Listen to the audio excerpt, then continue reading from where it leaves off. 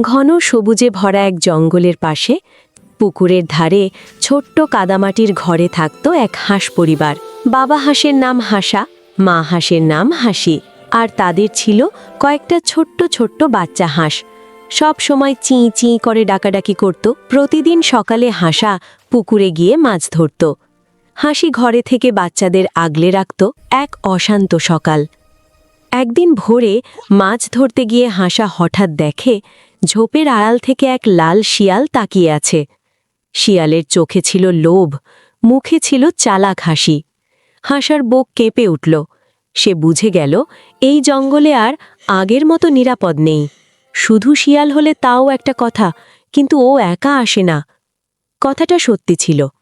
ভয়ঙ্কর রাত। হাঁসা দরজার ফাঁক দিয়ে তাকিয়ে দেখে একদিকে সেই লাল শিয়াল, আরেকদিকে এক বিশাল ডোরাকাটা বাঘ।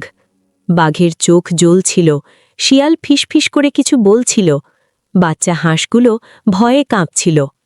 হাঁসার বুদ্ধি। হাঁসা বুঝল শক্তিতে সে হারবে, কিন্তু বুদ্ধিতে? সে জোরে জোরে বলতে লাগল, ওগো হাসি, তাড়াতাড়ি দরজা বন্ধ করো, রাজা সিংহ নাকি আজ রাতে এই জঙ্গলে টহল দিচ্ছে। এই কথা শুনে শিয়ালের মুখের রং বদলে গেল। বাঘও একটু থমকে গেল। শিয়াল ফিসফিস করে বলল, চলো, আজ না, কাল দেখা যাবে। দুজনেই ধীরে ধীরে জঙ্গলের ভেতর মিলিয়ে গেল।